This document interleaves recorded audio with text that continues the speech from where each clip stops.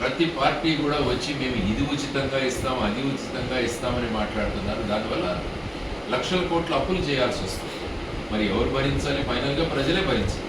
ఇప్పుడు ఒక్కొక్కరి మీద చూస్తే సుమారుగా 2 లక్షల అప్పు ఉంది, 79,000 అప్పు ఉంది, ఈ విధంగా మాట్లాడుతున్నారు.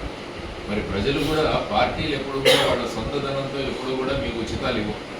మనం పడుతున్న ట్యాక్సుల నుంచి, లేకుంటే బయట నుంచి తెచ్చే అప్పుల నుంచి ఈ ఉచితాలు ఇస్తారు. కాబట్టి ఈ ఉచితాల మీద కూడా ఒక నియంత్రణ ఉండాలి అన్నది ప్రధానంగా ఆలోచించాల్సిన తత్వం. కాబట్టి ఈ ఉచితాలు ఇవ్వకుండా ప్రభుత్వాలు వాళ్లకు ఆత్మగౌరవంతో సంపాదించే మార్గాలు వాళ్ళు సృష్టించి పెట్టాలి. ఇది ప్రభుత్వం యొక్క ప్రధానమైన మార్గం. ఉచితం నేను కూడా ఇస్తానేమో, నేను అందరికీ కారు కొనిస్తానని చెప్తాను.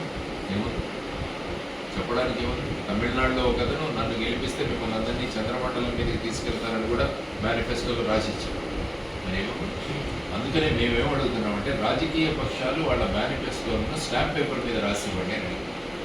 మేము జై భారత్ పార్టీ నుంచి పోటీ చేసిన ప్రతి ఒక్కరూ మా మేనిఫెస్టోని మేము మా నియోజకవర్గానికి మేమేం చేస్తాం అని 100 రూపాయల స్టాంప్ పేపర్ మీద రాసి, మేము చేయకుంటే మా మీద చీటింగ్ కేసులు పెట్టండి అని కూడా అందులో రాసిచ్చాం. ఈ విధమైన మార్పులు రావాలి. బాధ్యతాయుత రాజకీయాలు రావాలి. అంటే రాజకీయాలకు వచ్చి ఎన్నికైన తర్వాత మేము ఏం చేసినా చెల్లుతుందన్న ధోరణి వెళ్ళాలి. తర్వాత ముఖ్యమంత్రి గారు కానీ నాయకులందరూ కూడా వాళ్ళ ఎమ్మెల్యేలు నెలకు ఏం చేశారన్నది వాళ్ళ వెబ్సైట్లో పెట్టాలి. మా ఎమ్మెల్యే ఈ నెలలో నియోజకవర్గానికి ఏం చేశారు అన్నది పెట్టండి. ఎన్ని సమస్యలు పరిష్కరించారు, ఏమైంది అన్నది తీసుకురండి. పారదర్శకత రావాలి. పారదర్శకత వచ్చినప్పుడే ప్రజాస్వామ్యం నిలబడుతుంది, ప్రజలకు దీని మీద విశ్వాసం ఉంది. సో ఈ విధమైన మార్పులు తీసుకొచ్చి ఒక మంచి ప్రజాస్వామ్యాలు ఏర్పాటు అవ్వాలని చెప్పేసి ఈరోజు నేషనల్ యూత్ డే, స్వామి వివేకానందుల వారి జయంతి ఈరోజు.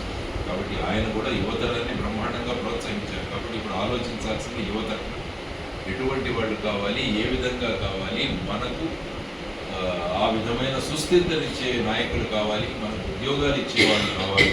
ఇవన్నీ కూడా మనం ఆలోచించాల్సిన తత్వం. కాబట్టి ఆ విధంగా ప్రభుత్వాలు పనిచేస్తాయని నేను కోరుకుంటున్నాను. ఆ విధమైన ఆలోచన తత్వాలు ప్రజల్లో పెరగాలని కూడా నేను మనస్ఫూర్తిగా భావిస్తాను.